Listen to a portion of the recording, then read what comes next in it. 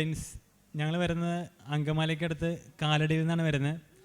എൻ്റെ മകൻ Fabio Jake ഡിൻസ് ഈ കഴിഞ്ഞ ക്രിസ്മസ് കാലയളവിൽ ഞങ്ങൾക്ക് ലഭിച്ച ഒരു വലിയ അനുഗ്രഹത്തെപ്പറ്റി പറയാനാണ്, മാതാവിൽ നിന്ന് ലഭിച്ചൊരു വലിയ അനുഗ്രഹത്തെപ്പറ്റി പറയാനാണ് ഞങ്ങളിപ്പോൾ ഇവിടെ വന്നേക്കുന്നത്. ഇത് എൻ്റെ കുടുംബം, എൻ്റെ ഭാര്യ, മകൻ, പപ്പ, അമ്മ. ഞാനും എൻ്റെ ഭാര്യയും കുറച്ച് നാളായിട്ട് UK-യിലാണ്. വൈഫ് പഠിക്കാൻ പോയേക്കുന്നതാണ്. ഞാനും UK-യിൽ പോയിരുന്നു. അപ്പോൾ എൻ്റെ മകൻ വീട്ടിലായിരുന്നു, പപ്പയുടെയും അമ്മയുടെയും കൂടെ ആയിരുന്നു. അപ്പോൾ കഴിഞ്ഞ മാസം 12-ാം തീയതി ഇവന് പനി പിടിച്ചിട്ട് ഒരാഴ്ച ഹോസ്പിറ്റലിൽ അഡ്മിറ്റ് ആയിരുന്നു. അതിനുശേഷം 17-ാം തീയതി പനി മാറിയതിന് ശേഷം വീട്ടിലേക്ക് വന്നു. വീട്ടിൽ വന്നതിന് ശേഷം 2 ദിവസം കഴിഞ്ഞപ്പോൾ പിന്നീട് വീണ്ടും പനിക്കുകയും ഡോക്ടറെ വിളിച്ചപ്പോൾ പനിയുടെ മരുന്ന് കാൽപോളും മെഫ്താളും എന്നെല്ലാം കൊടുക്കാൻ പറഞ്ഞ് ഡോക്ടറുടെ നിർദ്ദേശപ്രകാരം മരുന്ന് കൊടുത്ത് പനി മാറി. 2 ദിവസം കഴിഞ്ഞപ്പോൾ പനി മാറിയായിരുന്നു. പിന്നീട് വീണ്ടും 3 ദിവസം കഴിഞ്ഞപ്പോൾ, അതായത് ഡിസംബർ 17-ാം തീയതി രാവിലെ കുട്ടി ഉറക്കം കഴിഞ്ഞ് എഴുന്നേറ്റപ്പോൾ എൻ്റെ മാതാപിതാക്കൾ നോക്കിയപ്പോൾ ഇവൻ്റെ ഉറക്കം കഴിഞ്ഞ് പുള്ളി എഴുന്നേറ്റ് വന്നപ്പോഴാണ് ഇവർ നോക്കുന്നത്. ഇവൻ്റെ മുഖത്ത് ചെറുതായിട്ടുണ്ടായിരുന്നു, ചെറിയ നീർക്കോളുണ്ടായിരുന്നു. പിന്നെ ആൾ നല്ല ആക്റ്റീവാണ് എപ്പോഴും. പക്ഷേ അന്ന് എഴുന്നേറ്റപ്പോൾ എല്ലാ ദിവസവും പപ്പയുടെ അടുത്തേക്ക് ഇരുന്ന് ചായ കുടിക്കും, പപ്പയുടെ തൊട്ടടുത്തേക്ക് ഇരുന്ന് ഭയങ്കര ആക്റ്റീവായിരുന്നു പുള്ളി. അന്ന് എഴുന്നേറ്റപ്പോൾ ഇച്ചിരി തളർച്ചയും ക്ഷീണമൊക്കെ ഉണ്ടായിരുന്നു പുള്ളിക്ക്. തലേ ദിവസം ഞാൻ ആളെ കണ്ടായിരുന്നു, വീഡിയോ കോളിൽ കണ്ടപ്പോൾ കുഴപ്പമൊന്നും ഉണ്ടായില്ല. പുള്ളി നല്ല പുറത്ത് പനി മാറിയ ശേഷം പുറത്ത് നല്ല കളിയും ചിരിയും ആക്റ്റീവൊക്കെ ആയിരുന്നു, കുഴപ്പമൊന്നും ഉണ്ടായിരുന്നില്ല. അപ്പോൾ അന്ന് രാവിലെ, ശനിയാഴ്ച രാവിലെ എന്തോ ഡൗട്ട് തോന്നിയപ്പോൾ പപ്പയും അമ്മയും അപ്പോൾ തന്നെ അവർ ആലുവയിലുള്ള രാജഗിരി ആശുപത്രിയിലേക്ക് കൊണ്ടുപോയിരുന്നു. അവിടെ കാഷ്വാലിറ്റി ചെന്നപ്പോഴേക്കും അവൻ്റെ മുഖത്ത് പോയപ്പോൾ ചെറിയ നീരുണ്ടായിരുന്നുള്ളൂ. പക്ഷേ ഹോസ്പിറ്റലിൽ ചെന്നപ്പോഴേക്കും നീര് കുറച്ചും കൂടിയായിരുന്നു. പിന്നെ ചെല്ലുന്തോറും ഓരോ മിനിറ്റ് കഴിയുന്തോറും ഇവൻ്റെ ആക്ടിവിറ്റീസ് കുറഞ്ഞു വരാണ്. അപ്പോൾ അവിടെ ചെന്ന് ബ്ലഡ് ടെസ്റ്റ് ചെയ്യാൻ വേണ്ടി എടുത്തു. റിസൾട്ട് വരാൻ കുറച്ച് സമയം എടുക്കുമെന്ന് പറഞ്ഞായിരുന്നു. നമ്മളൊരു 1-2 മണിക്കൂർ കാഷ്വാലിറ്റി വെയിറ്റ് ചെയ്തായിരുന്നു. അവിടെ കാഷ്വാലിറ്റി കിടക്കുന്ന ഓരോ സമയവും ഇവൻ്റെ കുറച്ച് ഡള്ളായിക്കൊണ്ടിരിക്കുമായിരുന്നു കുട്ടി. റിസൾട്ട് വന്നപ്പോഴേക്കും എല്ലാവരും വണ്ടർ അടിച്ചു. കാരണം ഒരു സാധാരണ ഇവൻ്റെ ഈ പ്രായത്തിലുള്ള കുട്ടിയുടെ കൗണ്ട്, ബ്ലഡിലുള്ള കൗണ്ട്, CRP കൗണ്ട്, ബ്ലഡിൻ്റെ ഇൻഫെക്ഷൻ്റെ കൗണ്ട് 0 തുടങ്ങി 5 വരെയാണ് നോർമൽ റേഞ്ച്. പക്ഷേ എൻ്റെ മകൻ്റെ കൗണ്ട് റിസൾട്ട് വന്നപ്പോൾ 303 ആയിരുന്നു ഇവൻ്റെ കൗണ്ടിൻ്റെ ലെവല്. കാഷ്വാലിറ്റിന്ന് റിപ്പോർട്ട് വന്നപ്പോഴേക്കും ഇവൻ്റെ നില ആകെ വീണ്ടും ഡള്ളായിരുന്നു. അപ്പോഴേക്കും ഡോക്ടേഴ്സ് വന്നായിരുന്നു. ഈ കൗണ്ട് മാത്രമല്ല, ബാക്കിയുള്ള എല്ലാ കൗണ്ടും കുറവ്, എൻ്റെ കൗണ്ട് കൂടുതലായിരുന്നു, കൂടുതലാവേണ്ട കൗണ്ട് കുറവായിരുന്നു. വെച്ച് കഴിഞ്ഞാൽ കുട്ടിക്ക് അപ്പോൾ ജസ്റ്റ് ഇങ്ങനെ കിടക്കുന്ന ഒരു ലെവൽ ഞാൻ ജസ്റ്റ് കണ്ടായിരുന്നു. അപ്പോൾ ഞാൻ വിളിച്ചപ്പോൾ എൻ്റെ പാരൻസ് വിളിച്ചായിരുന്നു. ഞാൻ വിളിച്ചപ്പോൾ കണ്ടപ്പോൾ ഇങ്ങനെ റെസ്പോണ്ടൊന്നും ഇല്ലാത്ത രീതിയിലായിരുന്നു. അപ്പോൾ ഇതിനെ ഡോക്ടേഴ്സ് ICUലേക്ക് ഷിഫ്റ്റ് ചെയ്തായിരുന്നു. രാജീവ് തന്നെ ഡോക്ടേഴ്സ് ഒന്ന് ഷിഫ്റ്റ് ചെയ്തായിരുന്നു. അപ്പോൾ പനിയൊന്നും ഉണ്ടായില്ല. ഇവിടുന്ന് പോയപ്പോഴോ കാഷ്വാലിറ്റി ചെന്നപ്പോഴോ ഒന്നും പനി ഉണ്ടായിരുന്നില്ല. അവിടെ ചെന്ന് കുറച്ച് നേരം കഴിഞ്ഞപ്പോഴേക്കും ഇവൻ്റെ BP കുറയാൻ തുടങ്ങി. 40 ആയി ഇവൻ്റെ BP. ഡോക്ടേഴ്സ് മരുന്ന് കൊടുത്തിട്ടും BP കയറുന്നില്ലായിരുന്നു. അപ്പോൾ ഇവൻ്റെ ഹാർട്ട് റേറ്റ്, അപ്പോൾ ഇവൻ്റെ ഡോക്ടേഴ്സ് ഈ ഒരു ഡിസീസ് വരാൻ കാരണം എന്താണെന്ന് വെച്ച് കഴിഞ്ഞാൽ ഇവർ ഡിസീസിൻ്റെ ലക്ഷണങ്ങൾ വെച്ച് നോക്കിയപ്പോൾ ഇതിൻ്റെ ഒരു മെഡിക്കൽ ടേംസ് അനുസരിച്ച് സെപ്സിസ് അല്ലെങ്കിൽ സെപ്റ്റിക് ഷോക്ക് എന്നാണ് പറഞ്ഞിരുന്നത്. അതായത് സെപ്സിസ് എന്ന് വെച്ച് കഴിഞ്ഞാൽ മൾട്ടി ഓർഗൻസ് ഡിസ്ഫങ്ഷൻ. ഇവൻ്റെ ഓർഗൻസ് എല്ലാം ഫങ്ഷൻ ചെയ്യാത്തൊരു അവസ്ഥയാവും. പിന്നെ സെപ്റ്റിക് ഷോക്ക് എന്ന് പറഞ്ഞു കഴിഞ്ഞാൽ അതുപോലെ ഇത്ര ഹൈ ടെമ്പറേച്ചറും ലോ BP 40 ആയിരുന്നു. അപ്പോൾ ഒരു കുട്ടിയുടെ നോർമൽ BP 90 ആണെന്നാണ് ഡോക്ടേഴ്സ് നമ്മളോട് പറഞ്ഞിരുന്നത്.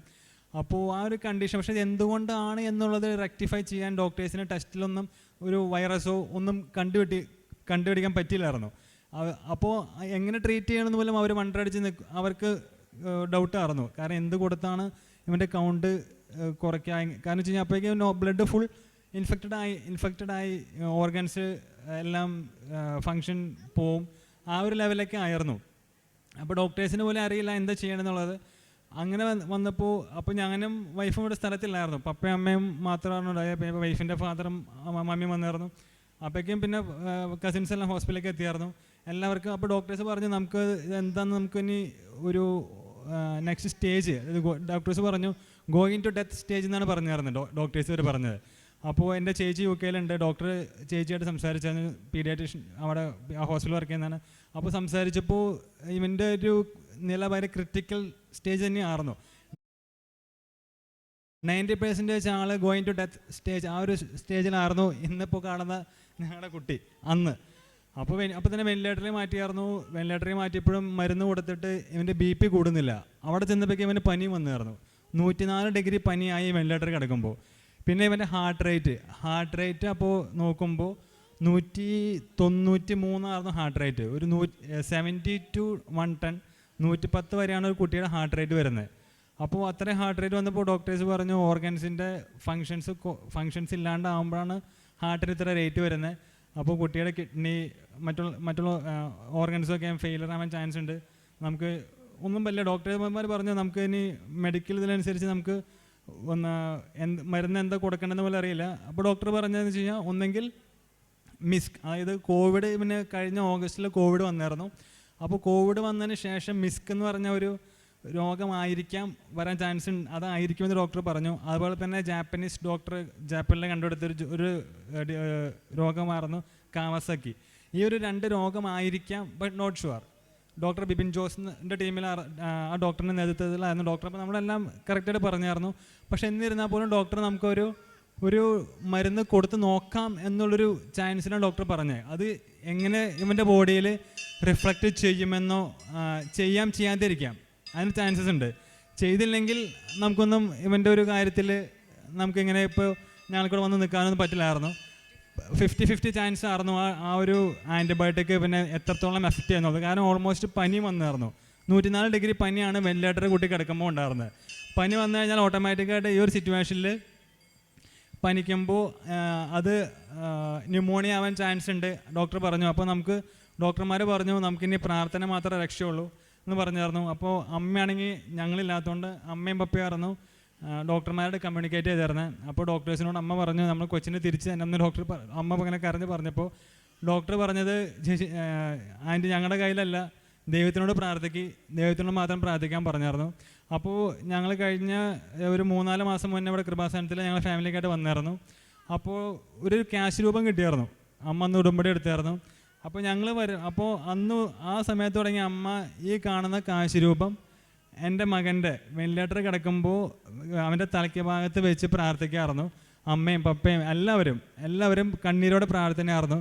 ആ സമയത്ത് എൻ്റെ മൂത്ത ചേച്ചി അയർലൻഡിലാണ്. ചേച്ചിയും അവിടുന്ന് ഓൺലൈനിൽ ഉടമ്പടി എടുത്ത് പ്രാർത്ഥിക്കാറുന്നു.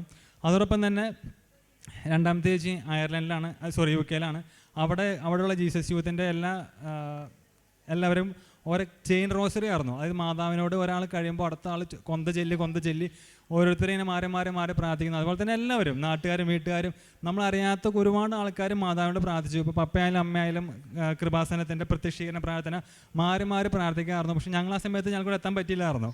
അതുപോലെ തന്നെ ഈ സമയത്ത് എനിക്ക് വൈഫിനോട് ഇങ്ങനത്തെ സിറ്റുവേഷൻ ഒന്നും പറയാൻ പറ്റില്ലായിരുന്നു. കാരണം വൈഫിന് പോലും അറിയില്ലായിരുന്നു എൻ്റെ മകൻ ICUലാണെന്നും വെന്റിലേറ്ററിലാണെന്നുള്ള കാര്യം. വൈഫ് അന്ന് ജോലിക്ക് പോയേക്കുമായിരുന്നു. അവിടെ ലണ്ടനിൽ ആമസോണിൽ വൈഫ് വർക്ക് ചെയ്യായിരുന്നു. അപ്പോൾ ഞാൻ അവളോട് നിർത്തിപ്പോൾ നമുക്ക് നാട്ടിലേക്ക് വരാമെന്ന് പറഞ്ഞ് അവളൊരു ക്യാബ് ബുക്ക് ചെയ്ത് നാട്ടിലേക്ക് വന്നായിരുന്നു. വേറൊരു അത്ഭുതം എന്ന് പറഞ്ഞു കഴിഞ്ഞാൽ ഈ ബുക്ക് ചെയ്ത ക്യാബ് വഴി വന്നത് ഒരു മലയാളി ഡ്രൈവറായിരുന്നു നമുക്ക് ആ ക്യാബ് ഓടിച്ചേർന്നത്. അപ്പോൾ ഞങ്ങളുടെ സിറ്റുവേഷൻ എന്ന് പറഞ്ഞു കഴിഞ്ഞാൽ വൈഫിൻ്റെ അടുത്ത് ഞാൻ ഇത്ര സിറ്റുവേഷൻ സീരിയസ് ഒന്നും പറഞ്ഞിട്ടുണ്ടായില്ല. വൈഫ് വീട്ടിൽ റൂമിലെത്തിയതിന് ശേഷം വൈഫ് റൂമിലേക്ക് പോയതിന് ശേഷം ഞാനാണ് ആ ഡ്രൈവറോട് ഇങ്ങനത്തെ കാര്യങ്ങൾ ഞങ്ങൾക്ക് എത്രയും പെട്ടെന്ന് നാട്ടിൽ പോകണം, ഇങ്ങനെ ഇത്ര ക്രിട്ടിക്കലാണ് കൊച്ചിനെന്ന് പറഞ്ഞപ്പോൾ ഞങ്ങൾ ആ ടൈമിൽ ഞാനും എൻ്റെ UK അളിയനൊക്കെ ടിക്കറ്റ് എടുക്കാൻ വേണ്ടി നാട്ടിലേക്ക് വരാൻ ടിക്കറ്റ് എടുക്കാണ്ട് നോക്കുന്നുണ്ട്. എൻ്റെ ഫ്രണ്ടിനോട് ഞാൻ ടിക്കറ്റ് എടുക്കാൻ പറഞ്ഞായിരുന്നു. അപ്പോൾ നോക്കിയിട്ട് ഞങ്ങൾക്ക് ടിക്കറ്റ് ഒന്നും കിട്ടുന്നില്ലായിരുന്നു. അപ്പോൾ ഈ ഡ്രൈവർ ഈ പറഞ്ഞ ജിജോ എന്നാണ് ചേട്ടൻ്റെ പേര്, ആ ചേട്ടൻ്റെ കെയർ ഓഫിലുള്ള ട്രിവാൻഡ്രത്തുള്ളൊരു ഏജൻസിയിലേക്ക് ആൾ വിളിച്ചിട്ട് ഞങ്ങൾക്ക് ടിക്കറ്റ് അറേഞ്ച് ചെയ്ത് തന്നായിരുന്നു. അപ്പോൾ ടിക്കറ്റ് അറേഞ്ച് ചെയ്ത് കഴിഞ്ഞപ്പോൾ ഏകദേശം ഒരു ടിക്കറ്റിന് 2 ലക്ഷം രൂപ അടുത്ത് ഒരാൾക്ക് ടിക്കറ്റിന് വന്നായിരുന്നു. ഞങ്ങൾക്ക് 1 രൂപ പോലും മാറ്റായിട്ട് ഞങ്ങൾ നിന്നായിരുന്നു. അപ്പോൾ മേടിച്ചില്ല ഒരു ടിക്കറ്റിന് 2 ടിക്കറ്റിനും ഏകദേശം 4 ലക്ഷം രൂപ എക്സ്പെൻസ് വന്നായിരുന്നു.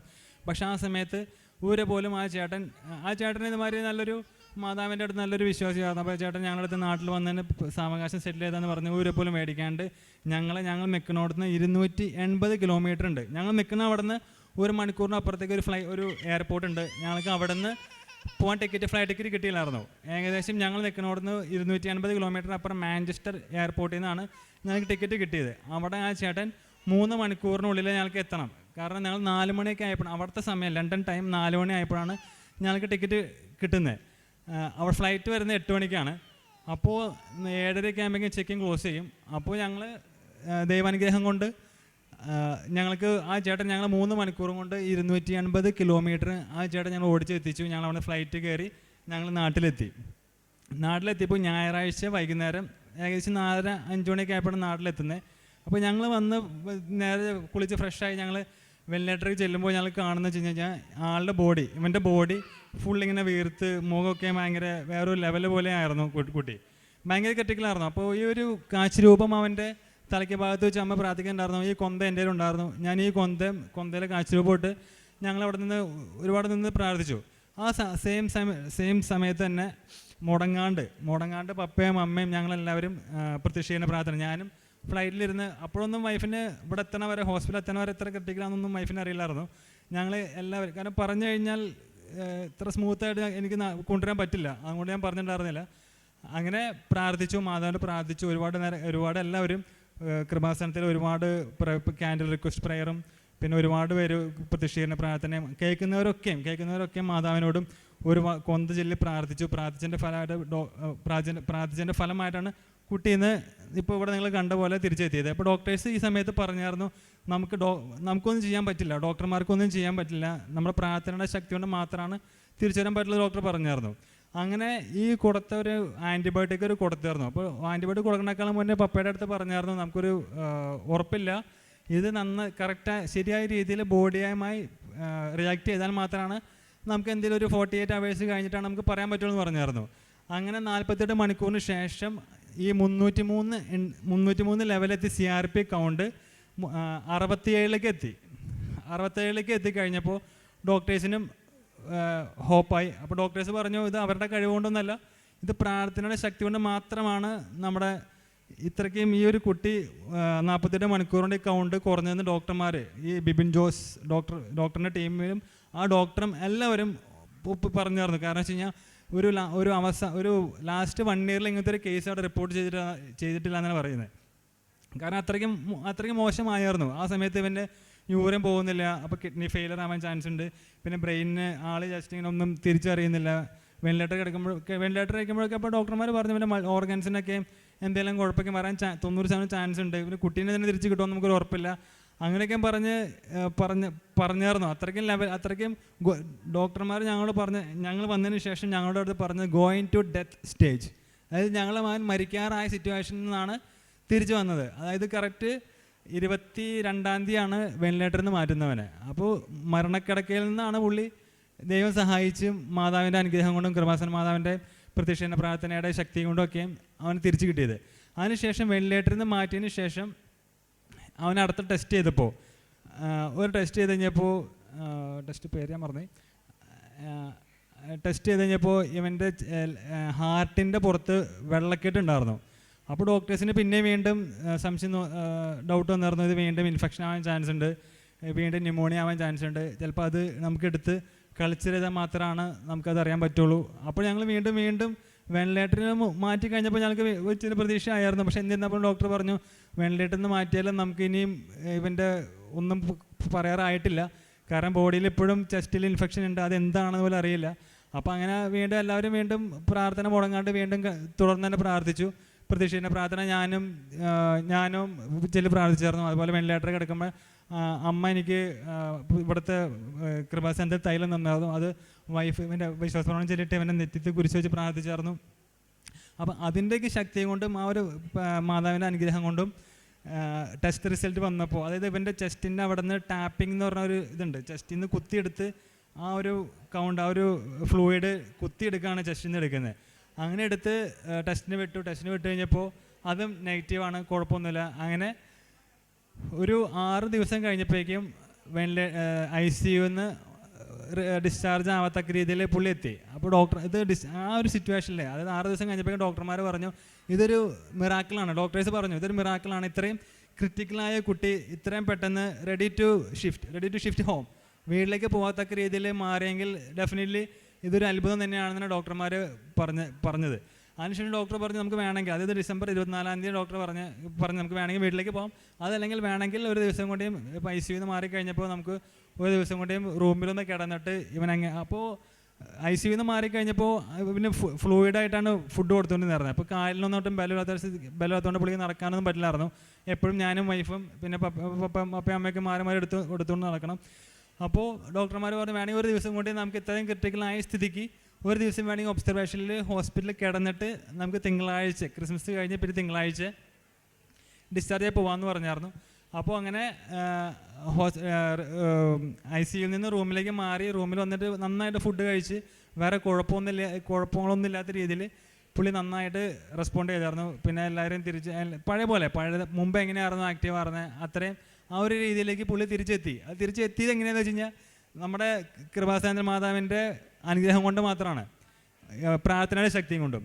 ഒരുപാട് പേര് എന്നെ അറിയാത്ത ഒരുപാട് പേര്, ഞങ്ങളറിയാത്ത ഒരുപാട് പേര്, ഞങ്ങളുടെ നാട്ടുകാരും വീട്ടുകാരും ഒക്കെ മുട്ടിപ്പായിട്ട് പ്രാർത്ഥിച്ചതിൻ്റെ മാത്രമാണ് ഞങ്ങളെ കുട്ടീനെ തിരിച്ചു കിട്ടിയത്. ഞങ്ങളെല്ലാവരും ക്രിസ്മസിന് ഞങ്ങൾക്കൊരു മിറാക്കിൾ കാണിച്ച് തന്നെ ഒന്ന് പ്രാർത്ഥിച്ചു. അപ്പോൾ ഡോക്ടർമാരും സാക്ഷ്യപ്പെടുത്തണം. ഡോക്ടർമാരും പറയാണ്, ഡോക്ടേഴ്സിൻ്റെ ടീമിൽ 8 ഡോക്ടർമാരുണ്ടായിരുന്നു. ആ ICUയിലുള്ള സ്റ്റാഫുമാരും എല്ലാവരും പറഞ്ഞു ഇവൻ്റെ നില ഭയങ്കര ക്രിട്ടിക്കലായിരുന്നു.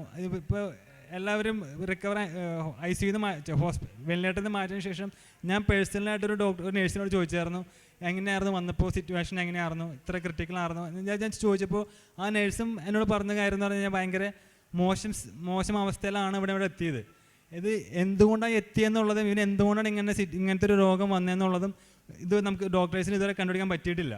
എന്നുവെച്ചാൽ ഇവിടുത്തെ ടെസ്റ്റ് ചെയ്യുന്നതിലുള്ള എല്ലാ ടെസ്റ്റിലും ഒരു വൈറസും കണ്ടുപിടിക്കാൻ പറ്റുന്നില്ല. അതുകൂടാതെ ഇവർ ഡോക്ടേഴ്സ് വേറെ ഡൽഹിയിലേക്ക് ടെസ്റ്റിന് അയച്ചു, അതിലൊന്നും എല്ലാം നെഗറ്റീവാണ്, ടെസ്റ്റൊക്കെ നെഗറ്റീവാണ്. പക്ഷേ എന്തുകൊണ്ട് ഇങ്ങനെ വന്നു എന്നുള്ളത് നമുക്കിപ്പോഴും പറയാൻ പറ്റില്ല. പക്ഷേ എന്നിരുന്നാലും ദൈവം സഹായിച്ച് ദൈവത്തിൻ്റെ കാരുണ്യം കൊണ്ടും മാതാവിൻ്റെ അനുഗ്രഹം കൊണ്ടുമൊക്കെ ആളിപ്പോൾ ഓക്കെ ആയി, പഴയ പോലെ ആക്റ്റീവായി. അതുപോലെ കഴിഞ്ഞ 5-ാം തീയതി ഞങ്ങൾ 2ാമത്തെ റിവ്യൂവിന് പോയിട്ടുണ്ടായിരുന്നു. അപ്പോൾ മറ്റു സ്ഥലത്തേക്ക് അയച്ച ടെസ്റ്റിൻ്റെ റിപ്പോർട്ടും അന്ന് 5 ദിവസം എടുക്കുമെന്ന് ഡോക്ടർ പറഞ്ഞായിരുന്നു. അപ്പോൾ വന്നപ്പോഴാണ് ആ റിപ്പോർട്ട് കിട്ടിയത്. റിപ്പോർട്ടിലെല്ലാം നെഗറ്റീവ് ആയിരുന്നു. ഞങ്ങൾ ചെന്നപ്പോഴും അന്നും എക്കോ എടുത്തായിരുന്നു. അപ്പോൾ എക്കോയിലെല്ലാം നെഗറ്റീവാണ്, നോർമലാണ്, കുഴപ്പമൊന്നുമില്ല. അപ്പോൾ ഡോക്ടർ പറഞ്ഞു ഇപ്പോൾ ഹീസ് ഓക്കെ അങ്ങനെ ഡോക്ടർ പറഞ്ഞു. അപ്പോൾ ഡോക്ടറും അന്നും കണ്ടപ്പോൾ ഡോക്ടർ പറയുകയാണ് ദൈവം സഹായിച്ച് ദൈവത്തിൻ്റെ കാരുണ്യം കൊണ്ട് ഒരു മിറാക്കിളാണ് സംഭവിച്ചതെന്ന് പറഞ്ഞു. ഇത്രയും വലിയൊരു അനുഗ്രഹം ഞങ്ങളുടെ കുടുംബത്തിനും ഞങ്ങളുടെ കൊച്ചുമോനും മാതാവിൻ്റെ അനുഗ്രഹം കൊണ്ട് മാതാവ് ഞങ്ങൾക്ക് വേണ്ടി നേടിത്തന്നതിന് ഞാൻ ഒത്തിരി നന്ദി പറയുന്നു.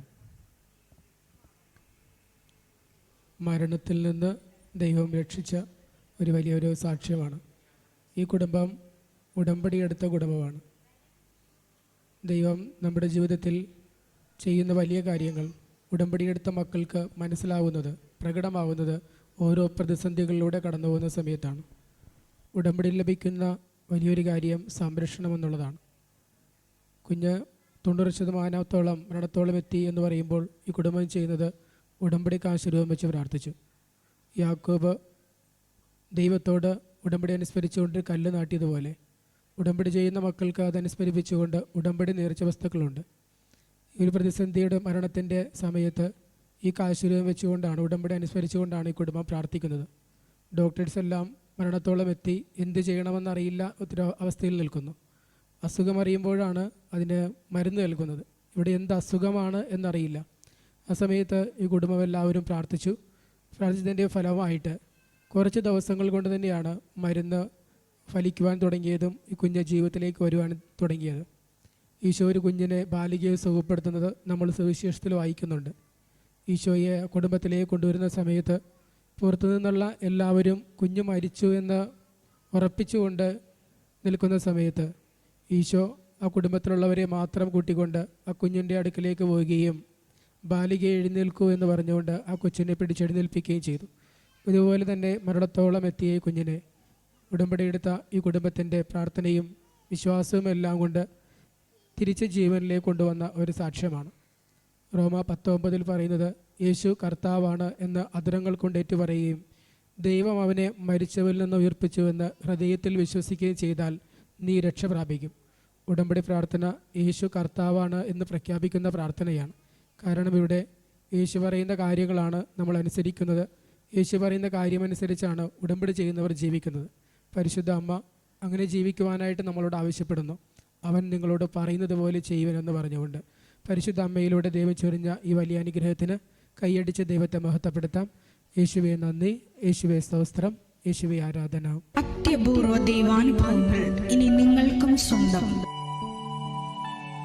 ഈ യൂട്യൂബ് ചാനൽ ഇതുവരെ സബ്സ്ക്രൈബ് ചെയ്തിട്ടില്ലെങ്കിൽ ഇപ്പോൾ തന്നെ സബ്സ്ക്രൈബ് ചെയ്യുക. ഈ വീഡിയോ ഇപ്പോൾ തന്നെ നിങ്ങളുടെ